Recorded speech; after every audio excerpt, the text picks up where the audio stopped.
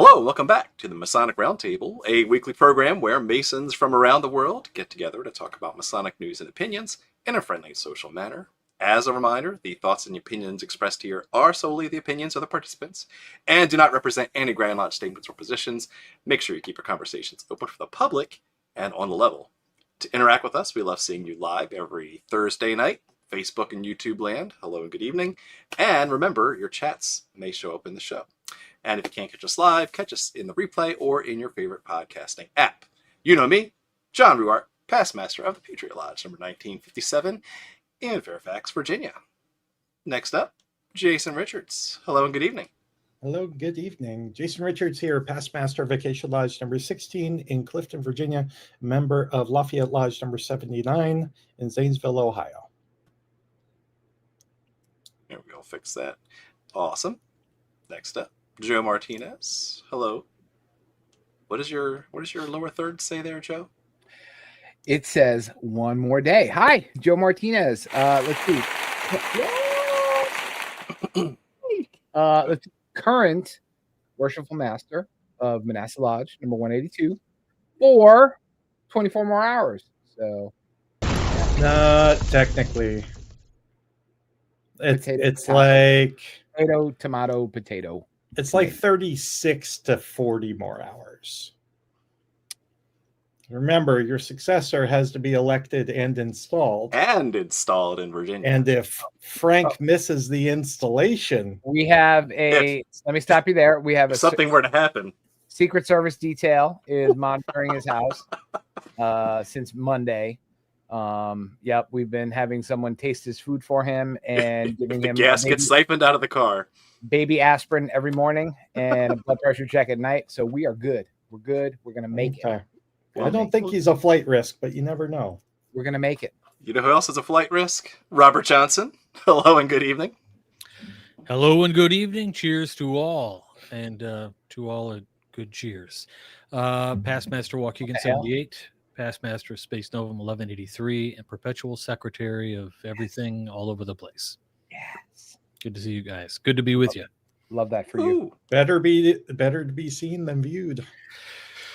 That's right. It's better to be seen than viewed. Dang, what are some other good ones? Which is why you get cremated or you get one of those really, really cool like things where you grow into a tree. Oh, yeah. That's what my wife and I have. Viking funeral. We're just going to be dropped in like the biodegradable linen right into the ground. There you go. That's it. All right. Hopefully, let the bugs have them. A long time from now. I don't need that. Hey, Robert, why don't you introduce our special guest for tonight?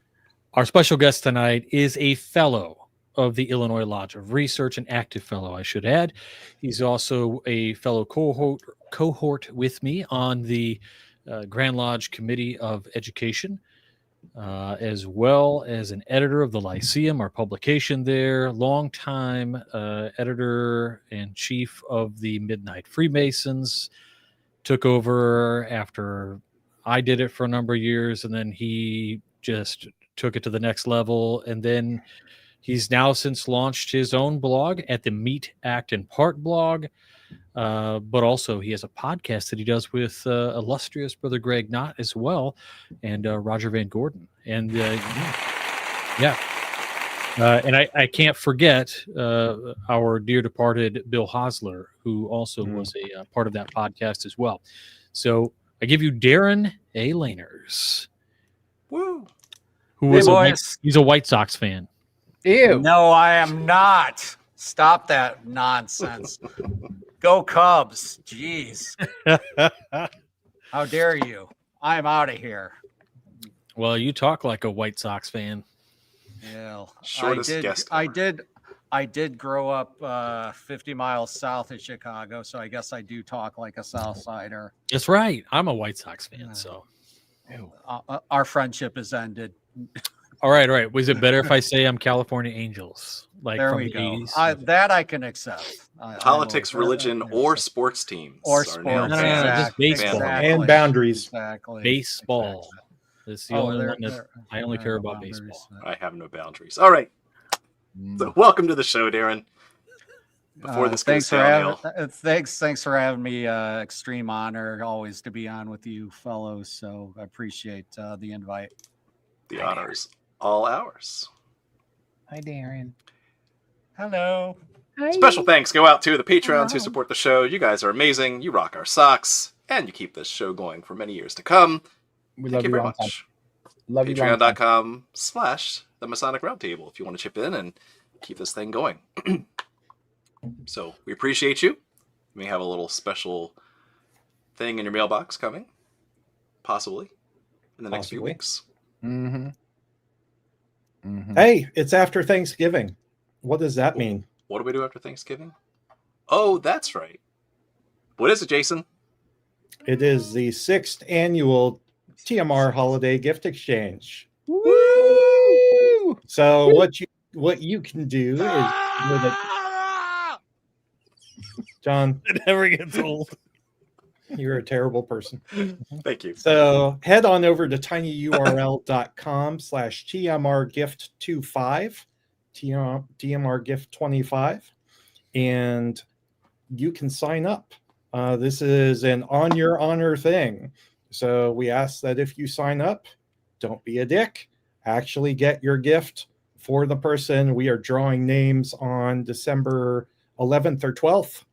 And you'll have a week to get your gift in the mail and go bonkers on it. Go shopping.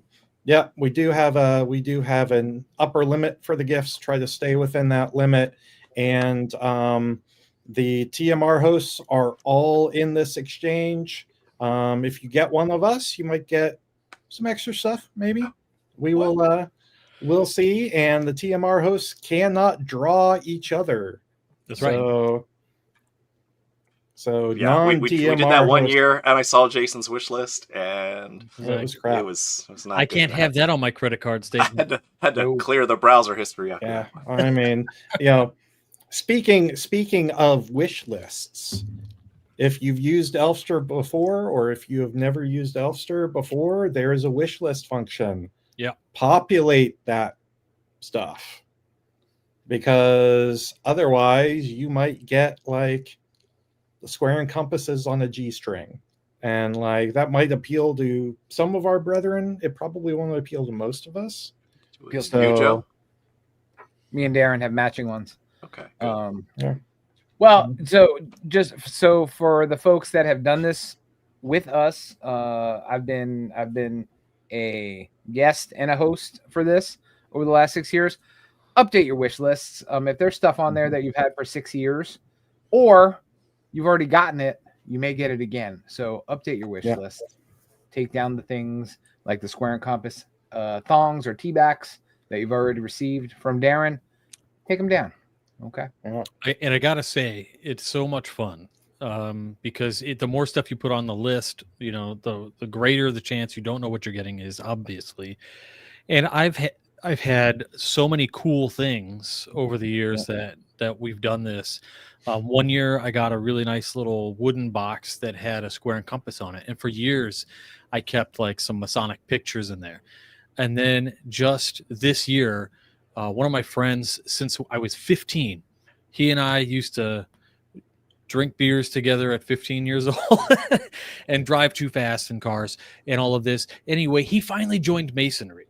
He finally asked and he joined, and his name is Brother Mike. His dad was a Mason and stuff, and I was able to reuse that box, and I got to pass it on to another brother. Kind of made it a really neat heirloom thing.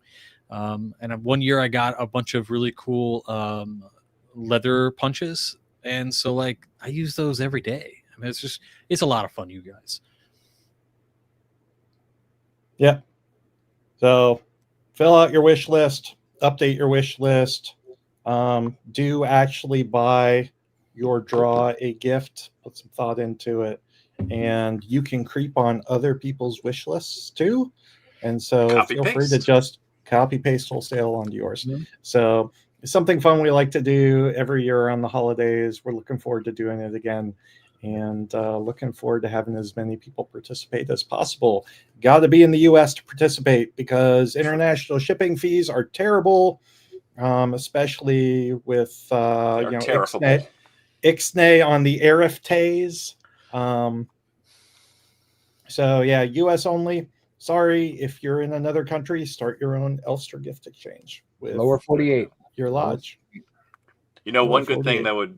you could get Jason if you get him is a set of tarot cards. You know I why? feel like I have too many. Dude, I just bought like 5 decks. Tarot card of the week.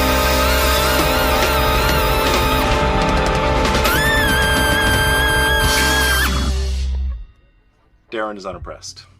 I did not Fun know fact. I had to come up with a dance. There's a dance. Fun fact, at You're least I'll be ready. I'll be ready next week. Okay. Fun fact, at least 2 of the TMR hosts are actual drummers. I just dabble. You guys are real. Yeah. I just diddle.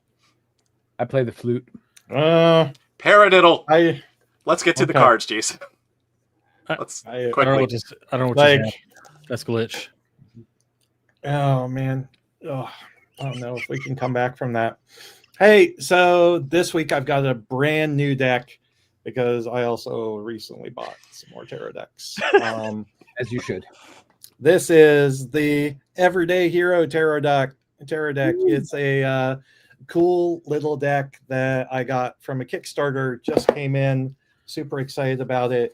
And it is essentially a themed deck from people in blue collar and white collar jobs who are making a difference in their communities every day.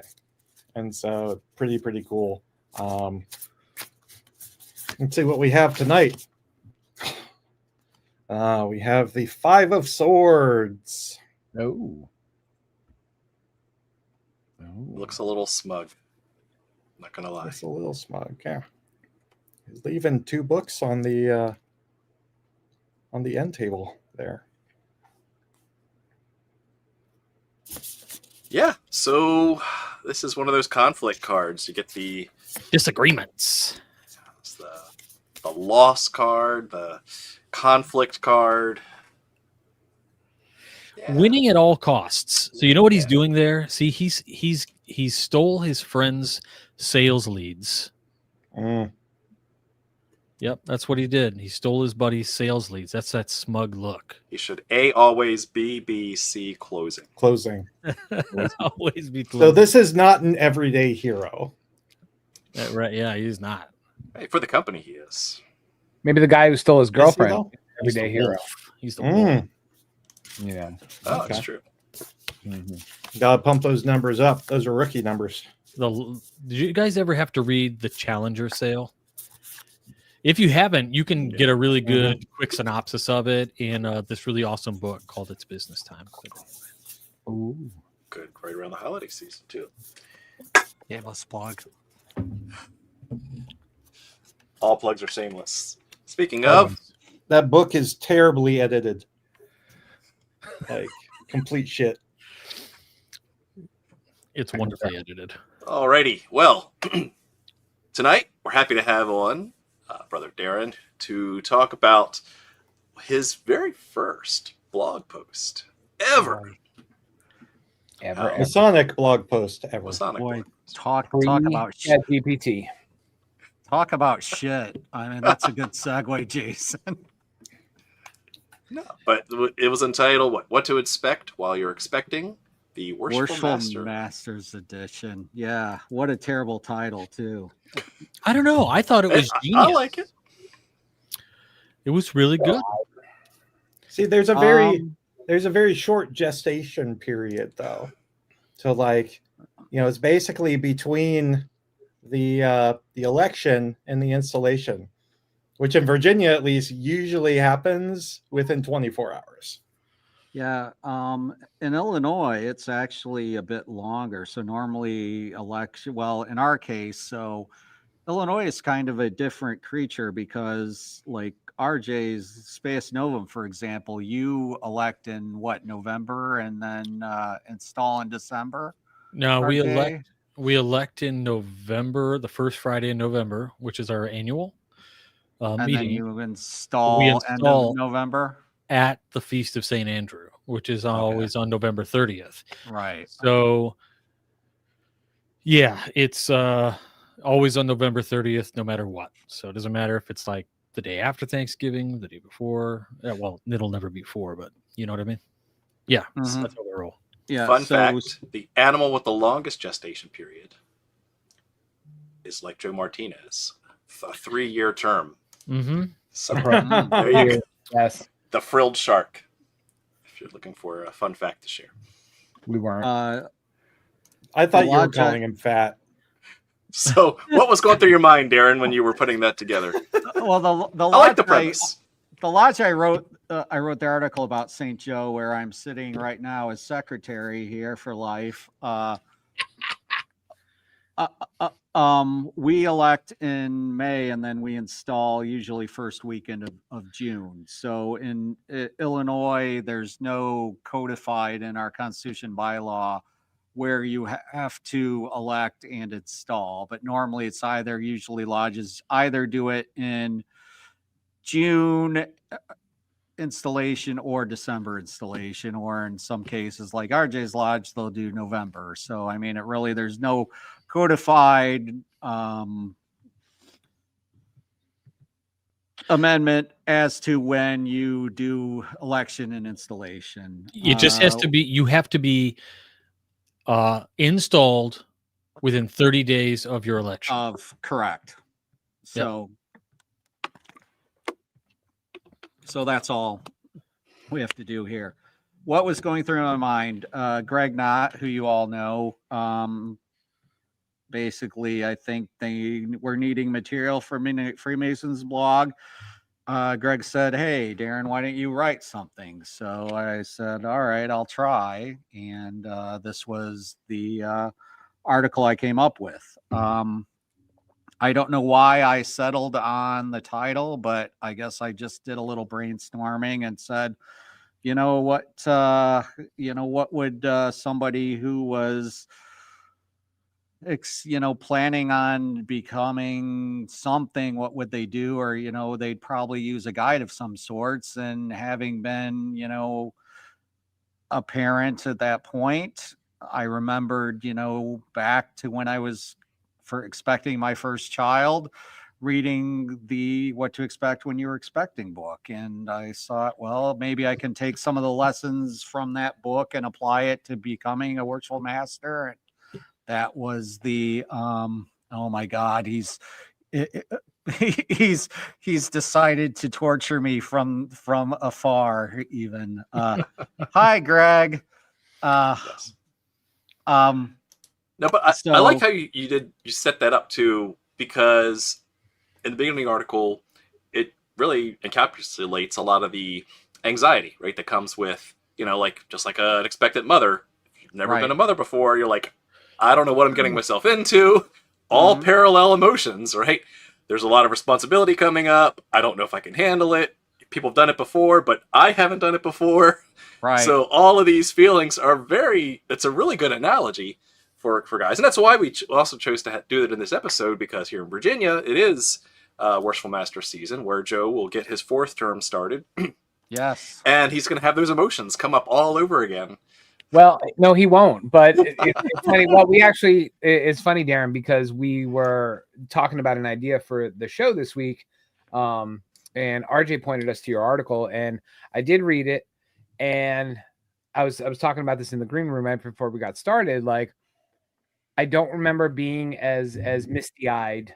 I don't remember the misty-eyed feelings of being master for the first time, now having done it 74 other times. So, right. Yeah, you brought back the little nervousy feelings. I was like, I don't even remember that, man, because I'm just so tired and beaten down and bald and cold. All I could remember, right, was when, you kind of go, okay, cool, yeah, I'm going to get in line or whatever. And for me, I started as I was chaplain for one meeting, and then the next meeting I found out a dude dropped out, and so I was going to be able to get in line. And so I started as junior steward. and I had to go through each chair for a year. It's a total progressive line, and so like 7 years. And then I got elected, and I was like, oh, it's real. It's really going to happen. And then my biggest sense of dread was the sort of same sense of dread that I think I had when I was I got my first manager job when I was working at a photo shop. And I was like, how am I supposed to tell people that are older than me what to do? And that was like my biggest thing. And I had this really like pit in my stomach when it came to thinking about like managing generational differences amongst our lodge brothers. And it's, you know, a little bit touched on that in the article. And that for me was the big thing. I was just so nervous about it. And there is like, what to expect when you're expecting guide for the Worshipful Master? I remember. Oh, but we have officer training. Duh. We do have, like, I don't know, past master's degree. You can just knock that out and you're good to go, right? That's all you need to know to manage a budget and run a lodge. And well, to an extent, right? But outside of these sort of classes that get put on, you made Joe's brain hurt. Like you would see the blood vessels, like the mini strokes just occurring all along my head. Well, so like all these Grand Lodges, they got all these leadership academies and stuff. And even here in Illinois, we've got a really good program. I can't say anything bad about it. It's awesome. Is Roadmap to the East. And they help wardens get ready to know what to do, what their powers are and things. And that's really cool.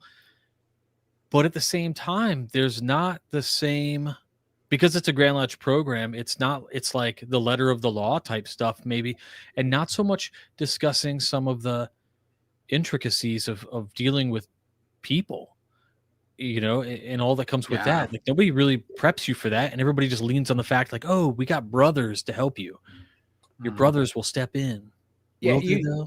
You said something super duper interesting. When you were talking about, you being nervous for the first time, and you made me think back bajillions of years ago. Cause I went through the chairs, and, I was senior warden for 2 years cause we were a COVID jurisdiction. So we all hung out for 2 years. So I was senior warden for 2 years. And, but what the interesting thing that you said was, I'm having a hard time with my words today cause I really want to make it to tomorrow. So, is I had been in charge of people before, you know, small groups of people, very large groups of people, stuff where lots of money was involved, you know, work and other stuff. But I was super duper nervous about being master because this was the only organization I had ever been in charge of where these people didn't need to be here. Like every other organization I had been in charge of, That is true. They were ordered to listen to me, or they were paid to listen to me, or they had to be there for a certain reason. But this was a group of people that didn't need to be there. So, you know, all that stuff of like, well, you're the master and they'll do what you say. That's all crap because none of those people need to be in that room and none of those people need to show up. So to your point, and I don't know Illinois' leadership training. I can speak to the jurisdictions and I'm in that, and I won't. But most leadership training that you get in Masonry is around, from what I've seen, around administration and not about actual leadership skills. Management versus leadership. Yeah.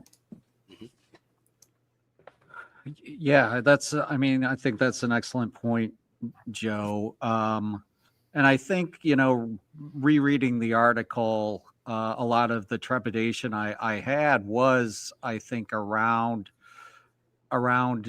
more so my fear of disappointing the lodge members, like failing them. I really felt this sense of I really didn't want to let them down.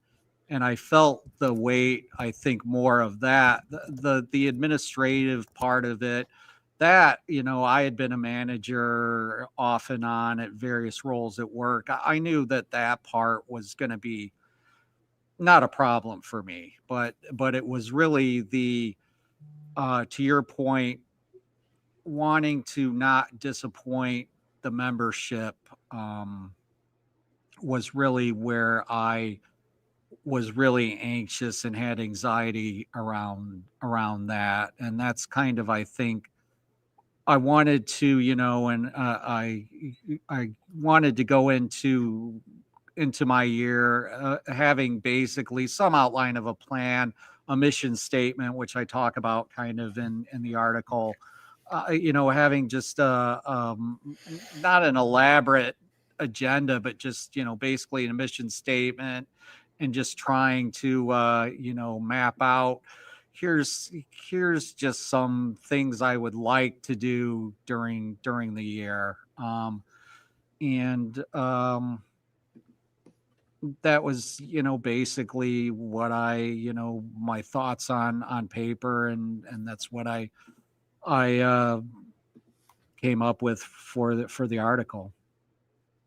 No, no, absolutely. And I think something really interesting that you said was regarding the trepidation, and I think RJ touched on this as well, is nothing prepares you for the myriad of generations that you have that are in that lodge room with you, right? You got a dude that's 22 years old, and you've got a dude that's 80 years old, and you got to figure out a way to make them both happy. And you spend the year figuring out what you did wrong each and every time. Right. Yeah. That's where the disappointment or the lose or the messes up. Like you said something super important, Darin, about having a plan. But honestly, looking back, how much of your plan were you able to execute? Was it 100%? Was it 50%? Was it 75? People never talk about that. 12.5%. I think my next article that we talk about next week addresses some of that. So I don't want to spoil the material for the coming episode, but Joe. Yeah, we'll get into that. But you do talk about, didn't know, but I do I did want to I think part of and I'll talk about this as well. Joe talked about kind of it's hard for me, having now been a master, 5 times, and secretary now in both Homer and St. Joe, where I would have been, where I'm a past master. It is hard for me to read the article and see, that I was kind of that starry-eyed Mason at one point, because so I think innocent. Honestly, in some ways, there was a naivety about me at that point when I did write the article. Well, so to that point too, I want to pull that thread, because another thing you put in the article is about a fear of respect, right? Yes, you have earned the chair, but as Joe said, for a volunteer organization, respect is another layer that needs to be earned, rather than just doing what the required steps to get there. There's additional parts of that, and the anxiety that comes with that, because as someone put in the chat, you might be worried about managing or leading people that are older than you, but also older in masonry to you, in the sense of heroes, mentors, past masters, right? And even people with different color collars, gold collars and all that. So yeah, it's not just, can I perform the duty? It's also, am I prepared and ready to go and lead with all of those rights that are included with that? Well, right. and can I live up to those expectations? Right. Like, I think you get a lot of pressure. You put a lot of pressure on yourself, but and sometimes that can feel like others are putting it on you. But like you're in there with brothers who have spent the last 50 years doing this, and you're the new guy, relatively speaking, with all the fresh ideas, and you've got things you want to try out, and everybody's just like, okay, well, let's see how this goes. or the opposite, or you get the pushback of, we didn't do it that way in my day, or, the Good old thing no haggard one's ever lines said of, that. yeah, Never. the old Never. haggard line of, changes, changes a 4-letter word when it's a 5-letter word, but, you know what I mean? The idea of some young whippersnapper taking, at that time I was in my, God, I'm trying to think. I would have been 45 when I became master the first time. So, I wasn't necessarily a young man, but in terms of masonry age, I was a young man. Just a baby. But, I did talk in the article, having, to your point, Jason, putting a lot of that pressure I put on myself was exactly that. It wasn't pressure the other guys were putting on me. It was pressure that I was putting on myself, because I, wanted to try to please everybody. Yeah, I think that's the other thing too, is why it's so important to think about the voice. So organizations, the best organizations, I think, have something that is, sort of colloquially termed as voice of the employee, or the VOE. And I think it's really important that lodges listen to the membership and actively seek out to know what they want to do. I think, great masters can do that and put together a plan, like what you were talking about, Darin, in your piece, when you talk about having a mission statement. In order to derive a mission statement, or even to have, a plan of action, you kind of got to know what your guys want to do. And, I think maybe one of the mistakes that I had going in was, okay, I'm going to go in here and do what I want to do. And because that's sort of like what I was told I could do. I could go in there and just keep on doing the same thing these guys always wanted to do, but throw my spin on it. And all I wanted to do was education. Like, I had a presenter for every single meeting. And guess what? I didn't get to do any of that. I got inundated with degree work. I must have obligated 25 times that year, just like between first, second, and third degrees. And it was just crazy. And you just don't know. And the best thing that anybody seems to be able to do is take you aside, like maybe the secretary. And then the secretary, like, that's when it hit me. I don't know what the hell I'm going to do. When the secretary pulled me aside, we went in the secretary's office, and he closes the door, and he basically gives me all of the drama between all the members. And you're like, what? Really? This guy doesn't like this guy? And what? And now you have all this addition. Like, you could have just not told me that. I would have been fine. But now I'm thinking, I can't put these guys on a committee together. I can't do this. It was terrible. And the only other thing I'll say on that aspect of things is, so many people, you just kind of think, oh, I'm going to continue to do what's always been done.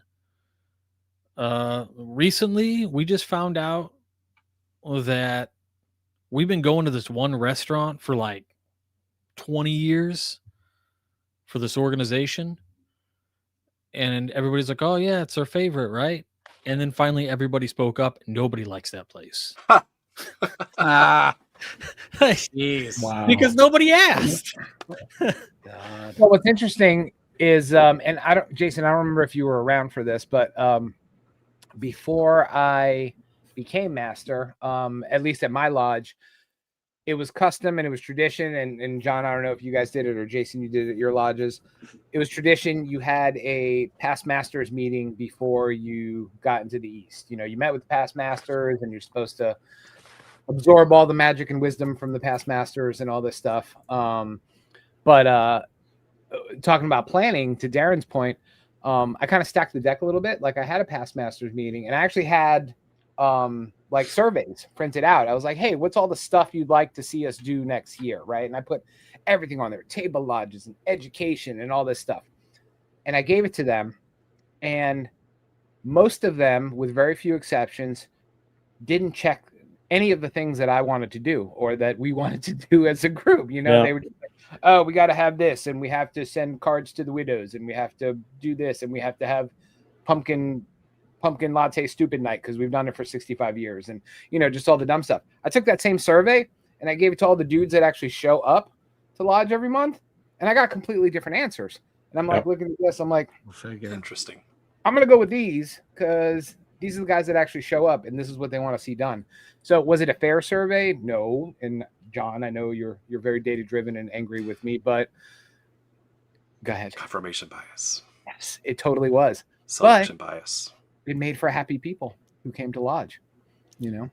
Yeah, I think like at Acacia, we were small enough where, you know, there wasn't a big past master cadre out of the past masters who showed up every week. And so I was at the time pretty close with all of them.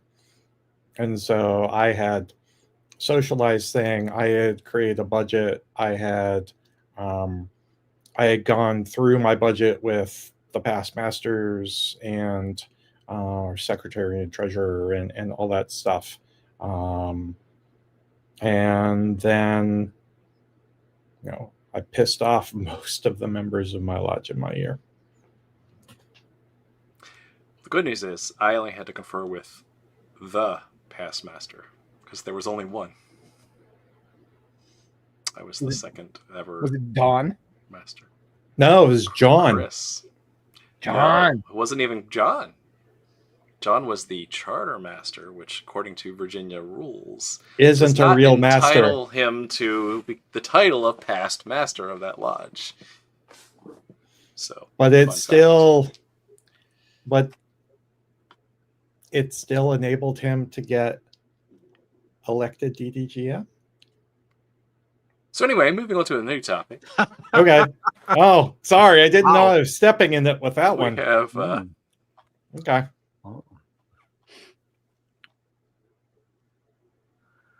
Let's go back to Darin. Darin, Darin. hi. Let's go back to Darren. Hi guys.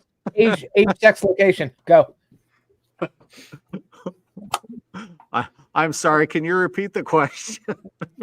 so related. Here's a listener who says that there's a lodge in our district that requires the incoming master to present his plan to the past masters of the lodge. Good. It's tradition, but it's a good Oh. tradition, right? It's not required because that's that lodge's culture, which is great. Yep. And he also says the nervousness hit him the first time in the Worshipful Master Chair when the spotlight is on you. You're sitting there, you strike that gavel, and holy smokes, you forget everything instantly. Well, I think you kind of, so people might not give themselves the credit that maybe they deserve here. And that is by the nature of the organization. I would say in a majority of the time, if you are going through those chairs and you find yourself with the honor of being the worshipful master 1, 2, 3, 10 times, doesn't matter.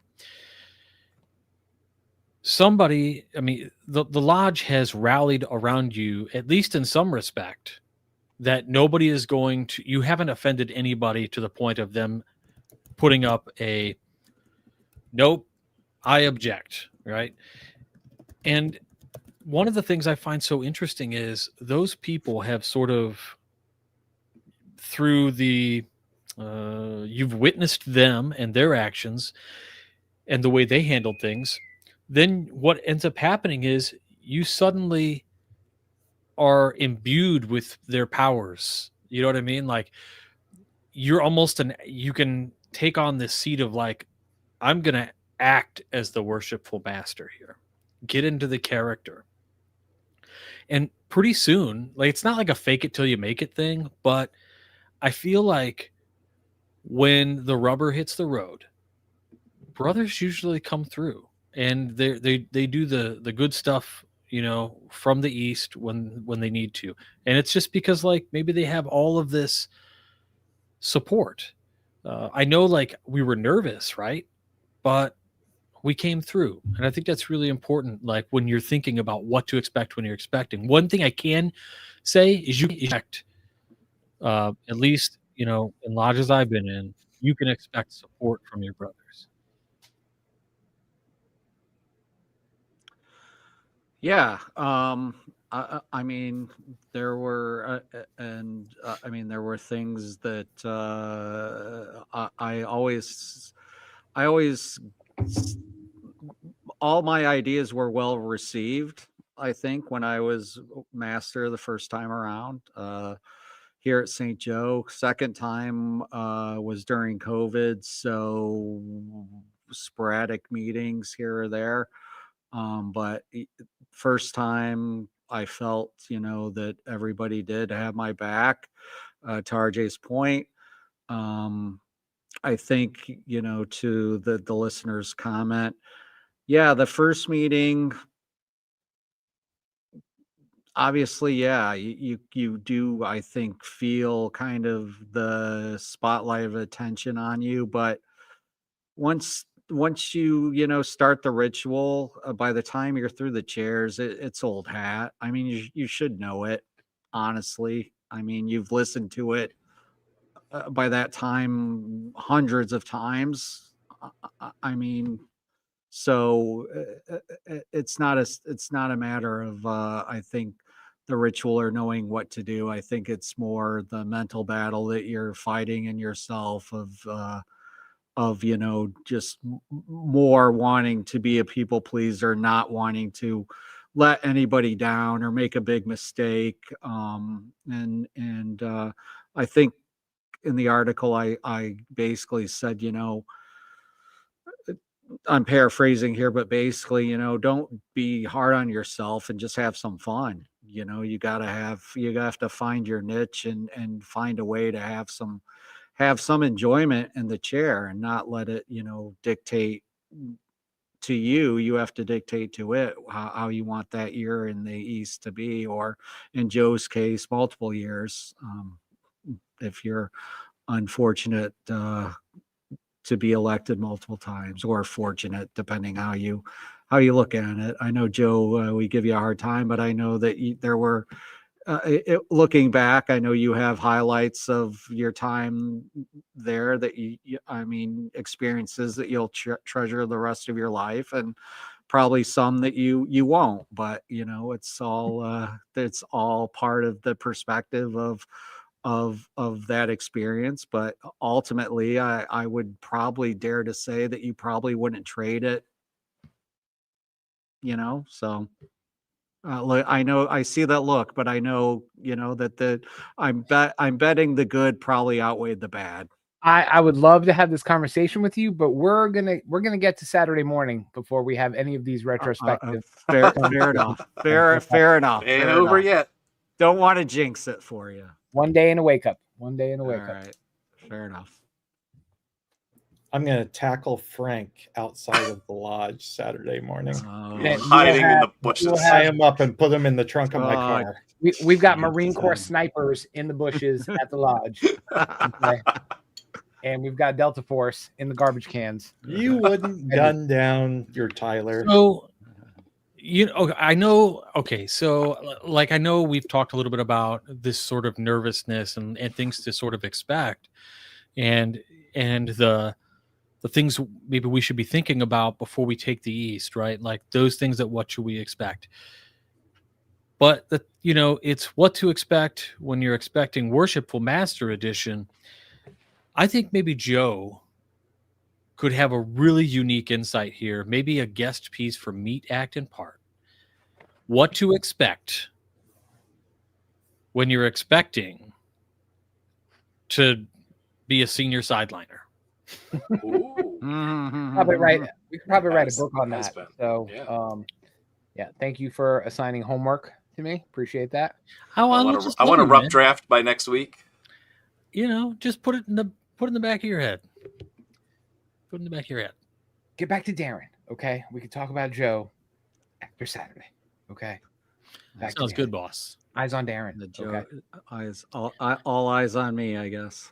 Well, so Darin, the follow-up piece that you did do that we'll talk about next week Yes. was an interesting piece because it was like, hey, the first time I wrote this, Yeah. Boy, what a stupid fool I was. and we'll get into that next week. But I'm wondering, just from a kind of your perspective, do you think that when you look back, you had some, like, do you wish like you had written something else, or that you had misguided thoughts on things? Or do you think that's kind of it's still a Well, fresh thing? Like, do people still read they that? say hindsight's 20/20, but ultimately I wouldn't change the article because I think it serves a good purpose, and I think it reflects a lot of where a lot of guys are at that time, where they and their kind of how they feel at that time when they are taking the chair for the first time in the East. And I think a lot of brothers have that trepidation and feel those emotions that I kind of felt. And I do kind of think it's, to Joe's point earlier, I think it is difficult now for me or him or many of us that have been through the chair and are so far past that point now, to go back and think about where we were or who I was and where I was in my life at the time where I wrote that article, because it is, so much time has passed. And I mean, quite frankly, I mean,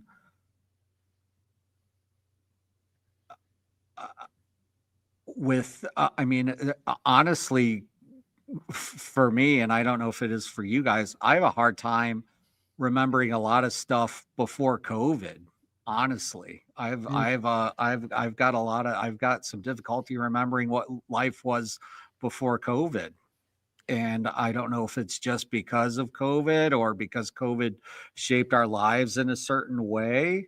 But so it's, when I was thinking about when RJ asked me to come on the episode and asked me to discuss the article, I was trying to really think about who I was as a Mason and as a person and put myself back in that mind frame. It was really difficult for me to crawl back into my old skin, if you will. Well, it's like a moment frozen in time, right? Which is maybe why it's Right. so important for guys to journal, to blog. And Mhm. even though you might not love the way you wrote or anything like that, it still stands to reason that, like, you can look at it and almost serve as a reflection piece of, wow, how far you've come and the lessons that you did learn. Thinking back on that, what can you look at and go, I shouldn't have worried about that at all? And Masonically, it's now officially pre-COVID, is now known as since time immemorial. So we've got that going for us. I like the which is before, nice. The before times, which is nice. Which is nice. little what was that, Caddyshack? Yeah. Caddyshack, yeah. All right, so I'm gonna give a sneak preview, unless you want to, Darin. If do you have your 5 easy steps that you want to read off that can lead us into next week, where we go into detail? I have the 5 easy steps right here. All right. These were what I called my own what to expect when you're expecting Worshipful Master Guide. Relax and have fun. You're not going to be perfect, but you'll be okay. Step 2, communicate and be open to listening. Exchange ideas with your lodge. Step 3, believe in yourself. Your brothers believe in you. Step 4, have a plan. A mission statement is a good way to set out your goals in a few sentences. And step 5, most importantly, invoke the blessing of Deity. always before undertaking any task as worshipful master. Nice. What was number 3 again? Can you say that one? Number 3 was believe in yourself. Your brothers believe in you. Or they just have lots of apathy. So either way. Well, that is probably more Meh. true. No, they do. I think a lot of guys look for the excitement, perhaps, of what's new, right? I mean, I think a new master is like, cool, got a new game system, right? Like, what are we going to do different? What's different this year? And sometimes it's not, but sometimes it gets quite exciting. Well, stay tuned for next week. For all the wrong reasons. Dive deep into those 5. That'll be fun. I'm sure it'll be a nice, lively conversation. And I kind of like lists. That's the ESTJ brain in me. Now we're off to the final question. Okay, so final question for Darin and everyone. So we talked a lot about the anticipation tonight, the emotional anxiety that comes with assuming this title and the duties and responsibilities that come with being Worshipful Master. So what to expect when you're expecting Worshipful Master Edition. Question for tonight is, do you have any advice for the new guy who's nervous about to be elected or installed into the East? He knows he's ready, but he's still got the jitters. What advice would you give that incoming Worshipful Master? Man, I just gave 5 easy steps. What else do you want from me, John? See, you need like 6-minute abs. Not 7. Honestly, the only advice I would give anybody is just be yourself. Don't try to please anyone else. Just be yourself. That's what got you elected. Don't try to change yourself once you get in the East. Just stick with what got you to the East. Just be yourself and be the Mason that got you into that chair. And just stick with, stick to your guns and stick to the person that you are. Beautiful. Love it. Very cool. Thank you. And thanks again for coming on, Brother Darin. Yep.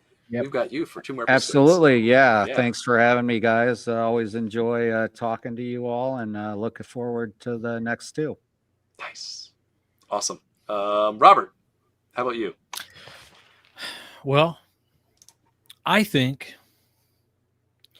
don't eat before the meeting. Just don't. There you go.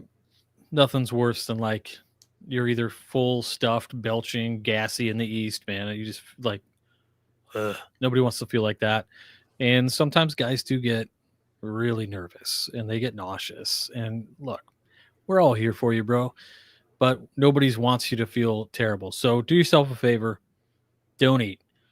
But do, if you partake, have a beer. Like seriously. Smash a beer. Let your SO drive you to the lodge. And then what liquid courage. What they call up in this area Wisconfidence.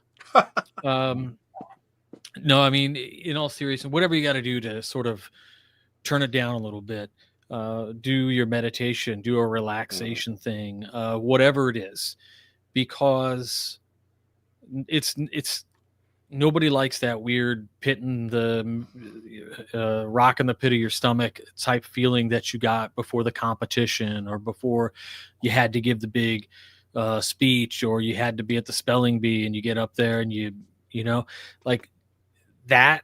Nobody wants to feel that. And I think one of the things Masonry really helps us do is if you do go through the chairs, you have enough micro time on the floor and attention being on you that you sort of build up an immunity to iocane powder. I mean, you build up an immunity to the sort of fear of the public speaking and the anticipation of that.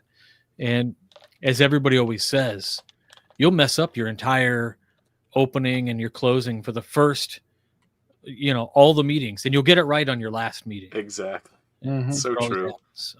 Yep. So true. All right, Joe.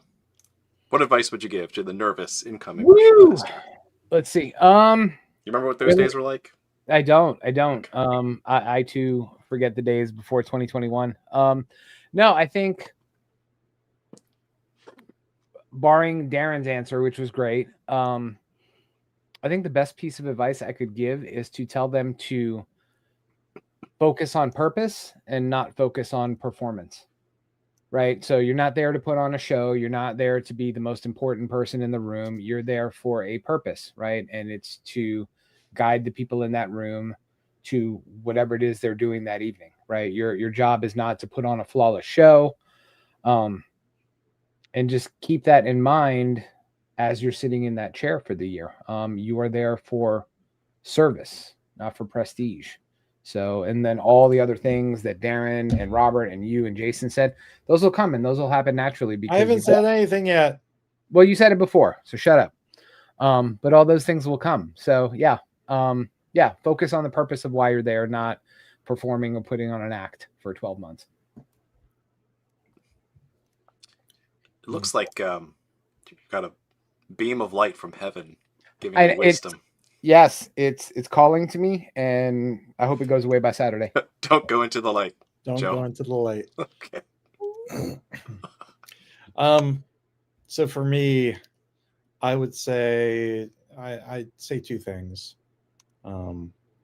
First, you can't please everybody, so don't even try. And second, I would say, when in doubt, always fall on the side of acting in the best interest of your lodge. Like, the best thing you can do is act in your lodge, consciously in your lodge's best interest, because that is what you're there to do. I love it. So yeah, that for me, that was almost the same one. Of course, the beauty of going last is all the good answers are taken. But I was going to say, it's a group effort, right? Yes, you're there to lead, and yet it is a volunteer organization. So it's going to require many hands to do light work. I see what I did there. But it is a group effort. It is the entire lodge that I was waiting for it, that has to do the work. So yeah, don't worry about it. Like, it's not all on you. You just happen to be that guy there that's going to be replaced in usually about a year. So that's the second piece of advice: is it goes by so fast. In the blink of an eye. Unless you're Joe. In the blink of an eye, you're back in the chair again, ready to lead Manasseh Lodge. So with that, I want to thank you all very much for watching, and keep searching for more light. Have a good night.